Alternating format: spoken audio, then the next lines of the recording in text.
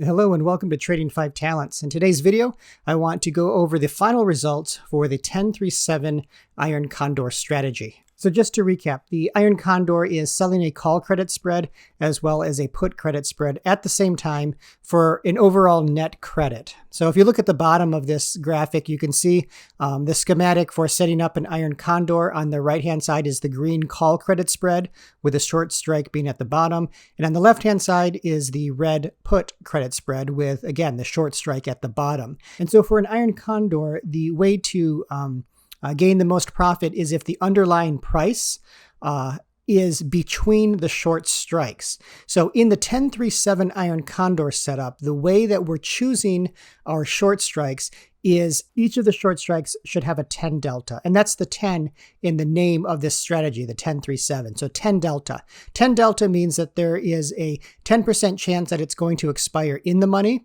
and a 90% chance that it's going to expire out of the money, which that's what we want. So once again, with 100% distribution of the underlying price, you want it to stay in between the short strikes. So 100% minus the 10% chance on both sides is going to give us an 80% chance of profit. Now, the long strikes of the Iron Condor in this particular setup, they're going to be 3 strikes further out of the money. So on the call side, it's 3 strikes higher. On the put side, it's 3 strikes lower. So that's the 3 in our naming convention, 10-3-7. And the 7 refers to the expiration. It's 7 days until expiration for this Iron Condor. And all of these options have the same expiration date. We know which short strike to choose, and now we know which long strike to choose for the 10-3-7 Iron Condor. So let's take a look at the results, and I'll chart them out here on the candlestick chart, so that way you can sort of get a rough idea of the price fluctuation during this. Now, the testing occurred from October, I think it was October 19th, all the way to mid-November, like the 14th or 15th, something like that. So my first Iron Condor was right here.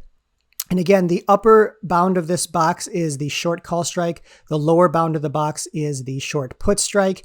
The left-hand side of the box is when I entered, and the right-hand side of the box is the expiration of the Iron Condor. And then I'm going to put a little circle as to when I was able to exit this. Because remember, with a 10-3-7 strategy, ideally, I wanted to exit the Iron Condor at 75% of the max profit.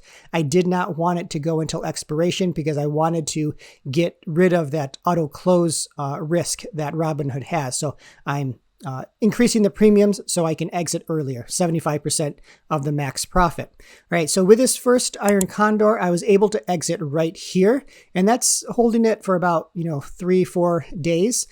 So that was a good one. That's 75% max profit, and then the green shading of the box means that particular Iron Condor was profitable.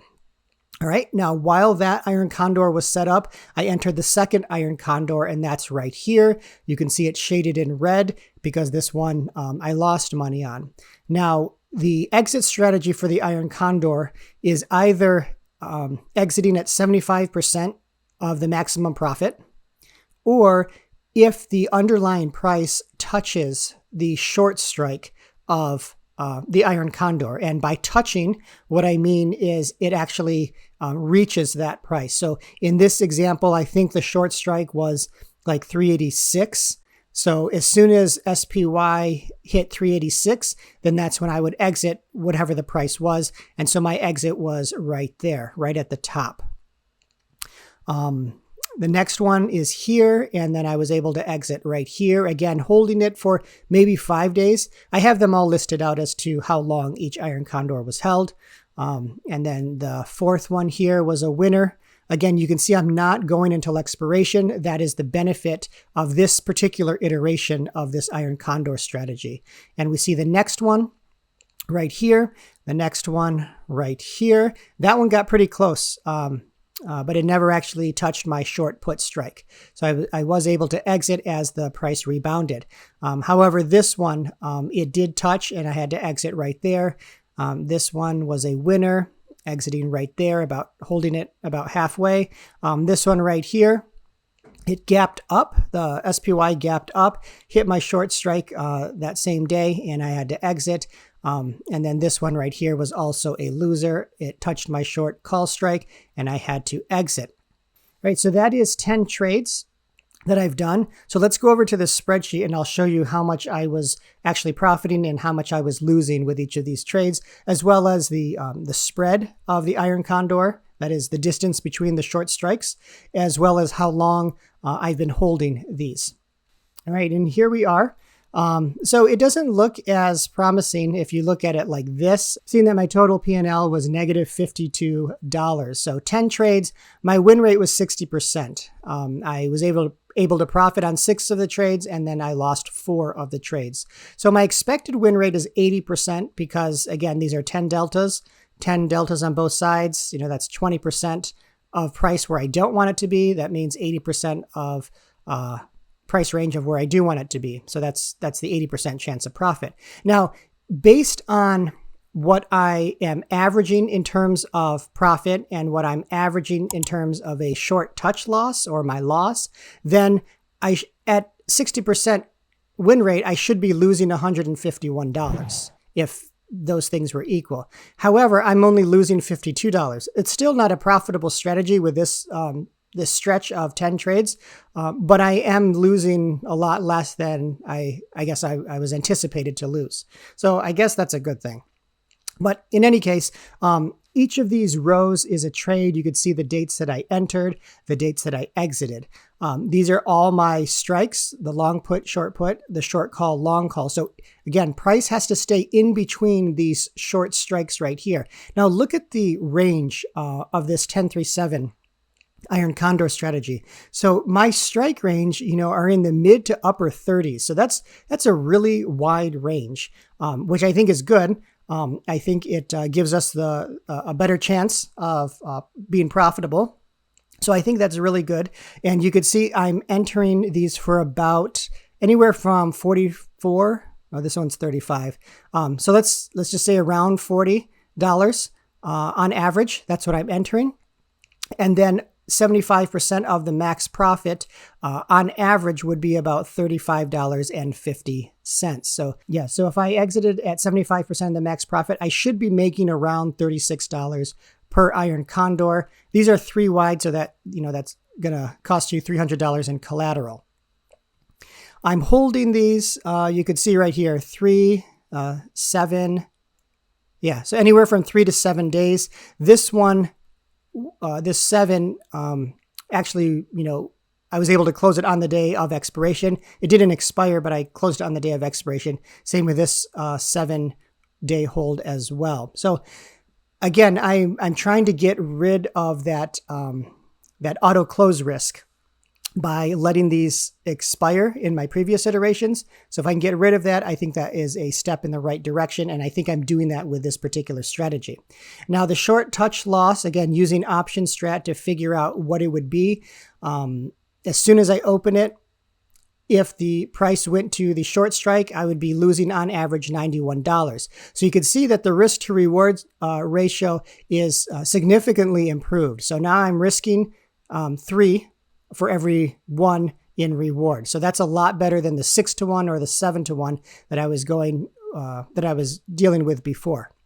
However, because of these 4 losses, it doesn't make this particular iteration profitable. However, I think we can still improve on this. So let's go back and look at the chart. All right. So again, here is the range for when I did these 10 different trades. You can see right here, see this big drop down here. You can see the large volume down there at the bottom of the chart. This was an interest rate decision. So I don't remember what it was. I think it was 75 basis points rate hike. So that sent the market down. And that is what I call a binary event, something that depending on what the result is, if this was a 75 point hike and the market was anticipating something lower, then it's going to send the price down. If it was a 50-point hike and the market anticipated a 50-point hike, then it would send the market up. So that binary event, meaning that a single decision or a single piece of information can send the market in either direction very dramatically. So this is one of those, and you can see what happened to the market. So the other one, well, before we go there, let's see how this coincides with my trades. So right here, the interest rate decision, you can see that was that was a loss in my Iron Condor, that particular trade. So this red box right here, that is a loss because of that interest rate decision. It sent it down, touched my short strike, and I had to exit, and I took a loss. All right, let's look at the next one right here. This is the CPI report. So when this data was released, better than expected, the markets reacted favorably, and you can see this slow grind down. Once the report was released pre-market, you could see this huge gap up, and then it just continues to rally. So this right here is another binary event. So how did that factor into my strategy? Well, you could see it knocked out 2 of my Iron Condors. So if I did not trade these, I mean, it's obvious now, if I just took out the losses, then this would have been a really good performance. But if I don't trade these during binary event sessions, then this would have been a much more profitable strategy. But I just wanted to do it consistently for 10 trades, regardless of the market condition, just to see how well the strategy works in these really volatile environments. And, here is a, good piece of data that binary events really do mess up your Iron Condors, even if you have really wide strikes. So it's good that I got this, and then I can improve on it later on. So what about this previous one right here, this red loss right here? Well, if you see it, there's no huge gaps or drops. There's no gaps that I can really see. It was just a slow rally. It was just this bear market rally, and it continually went up. I was profitable down here in this range, but again, I'm just following the rules, and I let it go, hit the short call strike, and then I had to exit for a loss. But that wasn't a huge loss. If we look back, I think it was $62. So it wasn't a terrible loss. I was expecting to lose $91 when I did lose, but that was only a $62 loss. But in any case, I think there's still some promise to this particular strategy. So the conclusion is that this is definitely a better strategy than my previous 2, but obviously it's not perfect. So we still have a wide profit range. You could see, mid 30s to upper 30s in terms of strike widths. So that profit range is really wide. There's a high chance of profit still. I mean, theoretically, 80% chance of profit. That's really good. And there's a much better risk to reward ratio than previously. Before it was 7-to-1 or 6-to-1. Now it's down to 3-to-1. Again, I think that's much better. I don't know if I can improve that, but I guess we could still try and test it out. Still, we have consistent winners, although we do have losers scattered in, but that's something we need to work on. And this is how we need to work on it, or I need to work on it. I got to watch out for these binary events. So if I could, I'm not sure if I'm going to do this yet, but I think I still would like to develop the 10-3-7 strategy, or maybe a small tweak. But if I could exit before the binary events, regardless of the profit or loss. So that way the losses would be much lower because it would happen before the binary event. And the profits would also be much lower right before the binary event. And I think that might increase our profitability on this strategy. So that's something I will test. I do have one more iteration before that. And so you want to make sure you hit subscribe and turn on the notifications so that you can get that next Iron Condor iteration. It's going to be similar to this one. And I already did the testing. I just have to make the video and plot out all of the Iron Condors on that candlestick chart. But okay, so here are the strategy comparisons with the different iterations that I've done so far with this Iron Condor strategy development journey that I've been going on. So remember the 5-3-2 and the 5-1-2, the risk to reward ratios were about 7-to-1, 6-to-1. Still, that's not very good. The profit per $100, anywhere from $540 to $680. I mean, those are good percentages, 5.4% or 6.8% returns. Those are pretty good. But for the 5-3-2, my main concern with that is the auto close risk with Robinhood. So if you're running this as a Robinhood trader, you have to be careful with that auto close risk if you're putting these Iron Condors on and running them until expiration. So People do often ask, why not just do this with SPX?